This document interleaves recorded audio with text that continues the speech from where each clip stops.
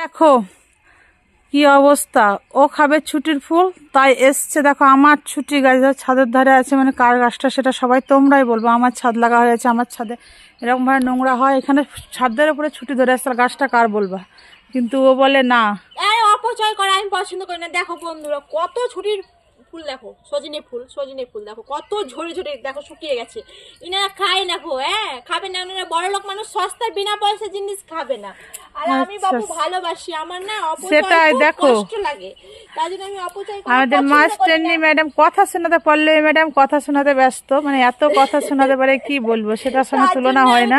চলে এসেছি কেন অপচয় হবে বলে, এত এত ফুল তোমরা দেখতে পাচ্ছ নিশ্চয়, দেখো কাছ থেকে দেখা। ফুলগুলো যখন দু একটা পরে ধান শুকিয়ে গেছে, দেখো খেতে অবশ্যই ভালো লাগে, কিন্তু যখন দু একটা পড়েছে তখন থেকে পড়ে পড়ে দেখো ছাদের কি অবস্থা, কিন্তু কোরআন টাইম পাই না। যাই হোক ঝগড়া, যাই হোক কি বলবো, ঝগড়া ভালোবাসা সব নিয়ে আমাদের জীবন, দুজনের খুনসুটি মিলে, তা সেটা কিছু মাইন্ড করো না। তো দেখো এসছে আমার ছাদে ফুল কুড়াতে, কিন্তু এগুলো খুব ভালো লাগে, তা টাইম অভাবে হয় না কুড়ানো। দেখো আমিও কুড়াচ্ছি, কিন্তু কি আর বলবো, এর মাঝে মানে দু একটা করে কুড়ানো ভাবে প্রত্যেকদিন এটা সম্ভব হয় না। কিন্তু দেখো জমে জমে কত হয়েছে, মনে হয় যেন কত ঝরেছে, সত্যিকারই ঝরেছে, কিন্তু আর কি হবে, একদিনে নয় কতদিন ধরে ঝরতে ঝরতে। তো দেখো এসছে আজকে পল্লবী, তো কতগুলো কুড়ালো, আর আজকে আমাদের রান্না হবে, তো সবাই অবশ্য যাই হোক ও করবে বা আমি করবো, যে কেউ করবে, একজন করলে আমরা দুজনে মিলে ভাগ করে খেতে পাবো, তাই জন্য ও কুড়াচ্ছে।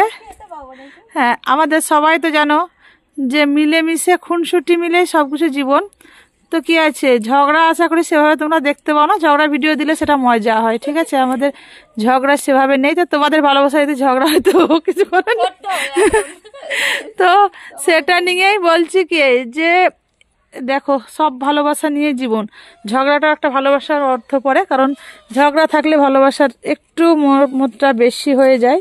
তো সেটার জন্য এসেছে, দেখো এগুলোকে ভালোবেসে, যে বা হোক ওই বা হোক আমি হোক রান্না করি, কিন্তু এটা মরশুমের বসন্ত, শীতে পাওয়া যায়, শীতের শেষ থেকে বসন্তকালে এটা একটা মরশুমের ফুল, এটা অন্য সবসময় তো পাওয়া যায় না, সবসময় যেটা পাওয়া যায় লাদনে ফুল, সেটা কিন্তু খেতে এতটা টেস্টি হয় না, কিন্তু এটা যেটা সাদনে বা ছুটি যেটাই বলো, সেটা কিন্তু টেস্ট আলাদা, যেটা বসন্তকালে বা শীতকালের শেষে পাওয়া যায়।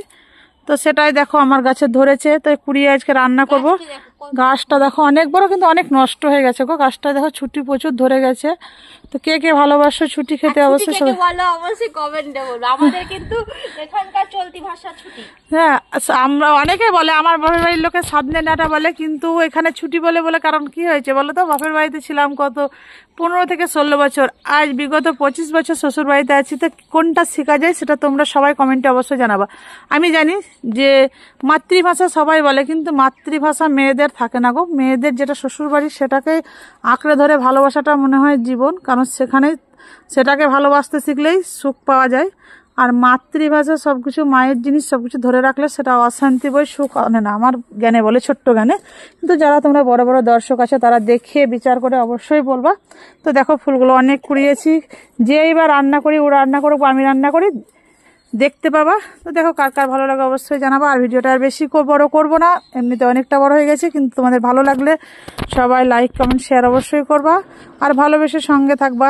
এটাই পর্যন্ত, আবার নতুন ভিডিও নিয়ে আসার চেষ্টা করব, কিন্তু তোমাদের ভালোবাসা হচ্ছে আমাদের ভিডিও আনার অনুপ্রেরণা। দেখো আমাদের পল্লবী ম্যাডাম কতগুলো কুড়িয়ে ফেলেছে, দেখো।